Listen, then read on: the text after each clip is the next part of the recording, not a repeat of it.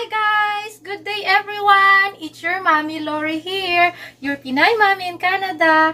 Nandito na naman tayo sa aming kitchen. At guess what? Kung ano ang lulutuin ko for dinner today. Magluluto ako ng pansit bihon Mickey. So, first time kong gagawin ito. At sana magustuhan din ng asawa at anak ko.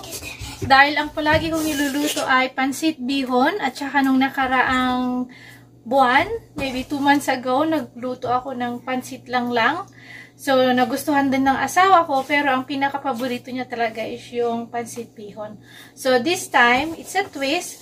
Ang bihon, dadagdagan ko siya ng Mickey. So, titignan natin kung ano ang magiging kakalabasan niya dahil first time ko rin na lulutuin ito.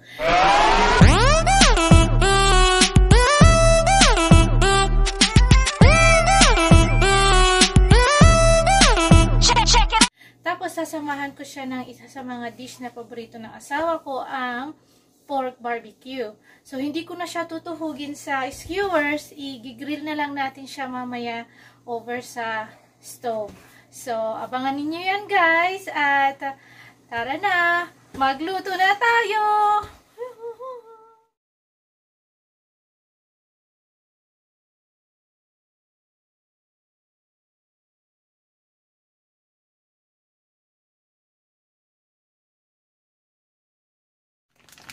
So, ayan guys.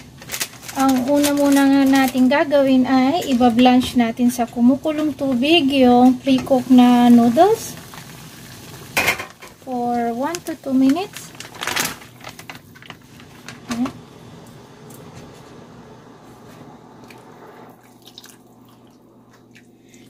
Huwag natin siyang i-blanch ng more than 2 minutes dahil ma-overcook siya at magiging mushy. Or madudurog-durog siya.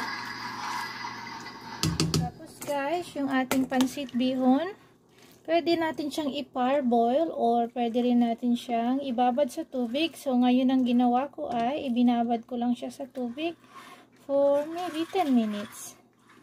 Ayan, hahanguin na natin.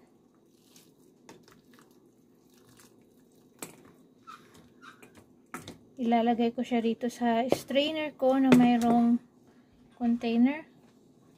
Sa mainit na wok na may mantika, ipapan fry natin yung ating snow peas or chicharo.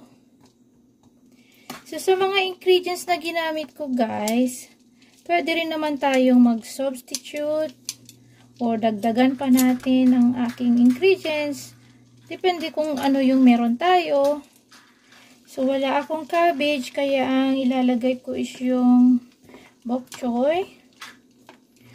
At pwede rin tayong maglagay ng fish balls or kikiam or Chinese sausage. Hanguin natin siya. Ilagay natin sa paper towel.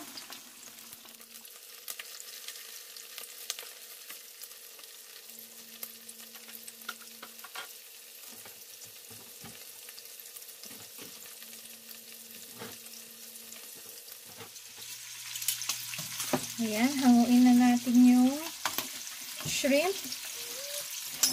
Lagay din natin siya sa paper towel.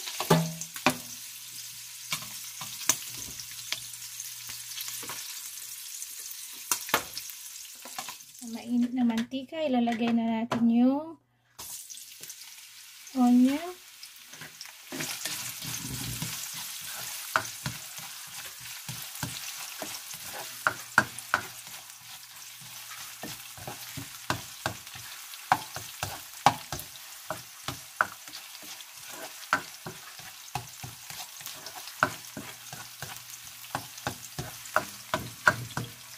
Siyempre, hindi mawawala ang garlic.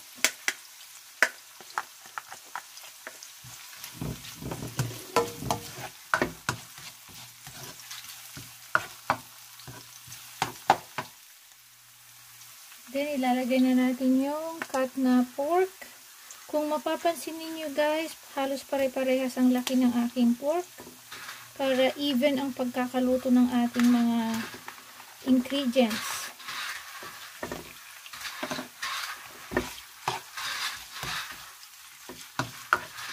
Haluin natin.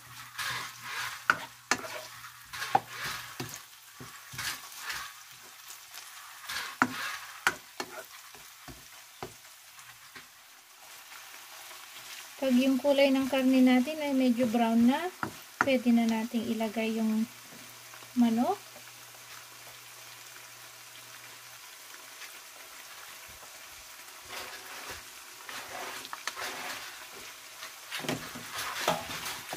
So, hindi ko talaga sila pinagsabay dahil mas madaling maluto ang manok kesa sa baboy.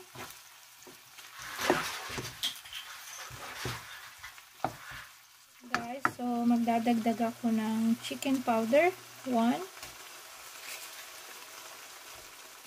Ilalagay na natin ang carrots.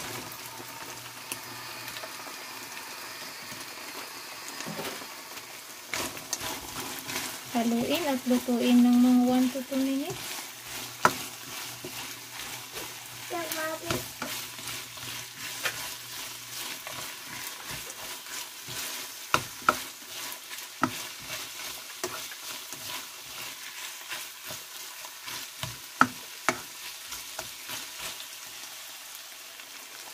Sunod ang ating bok choy.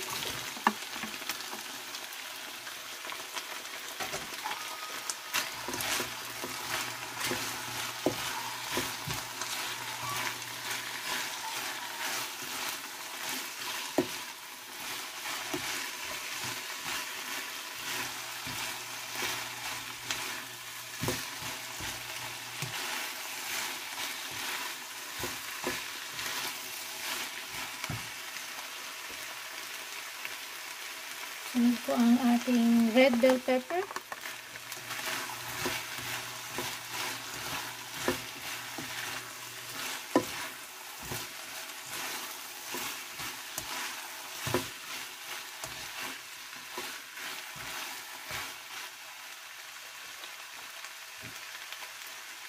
Titimplahan ko siya ng mga 2 tablespoon of oyster sauce.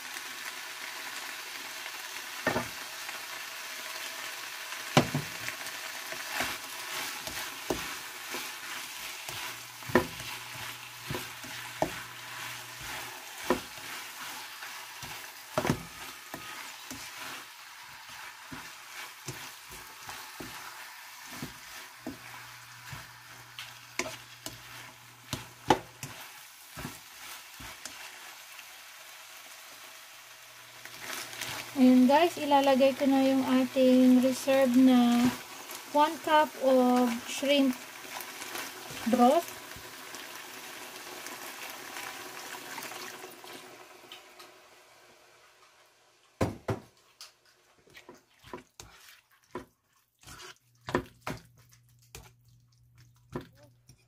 So ito guys yung mixture ng 1/4 cup of soy sauce and 1/8 cup of brown sugar. Halo na natin.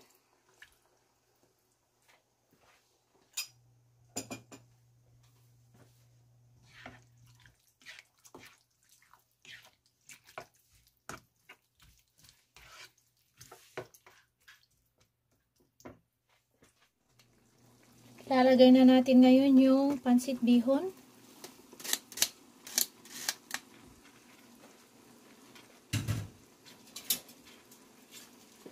Gagamit tayo ng tong or fork para hindi madurog-durog yung ating pansit bihon.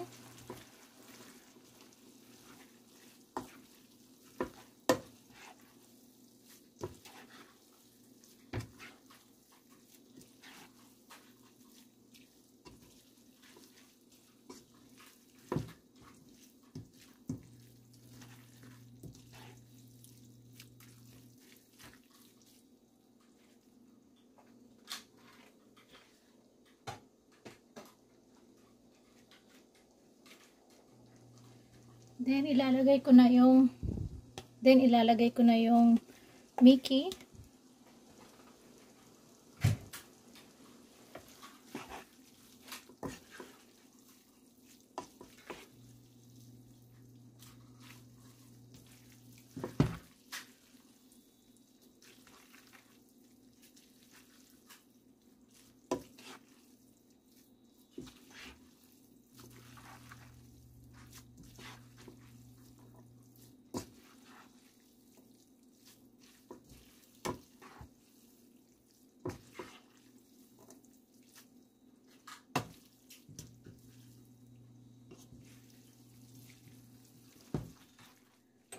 Ayan, timplahan na natin. Asin muna.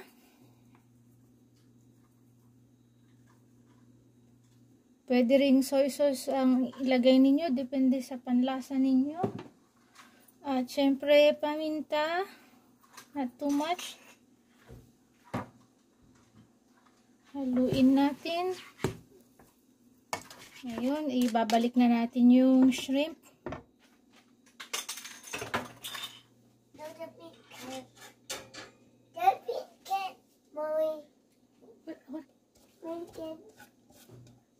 Shrimp at saka yung chicharon.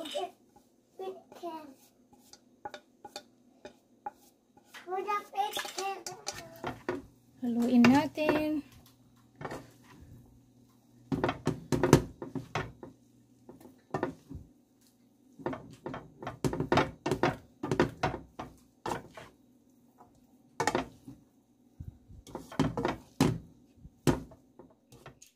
Ayan guys, luto na yung ating bihon Mickey. Sarap. Yung chicharo, tamang-tama, hindi overcook. Pati yung shrimp, manamis-namis. So, mamaya, lulutuin natin yung pork barbecue. Abangan nyo yan.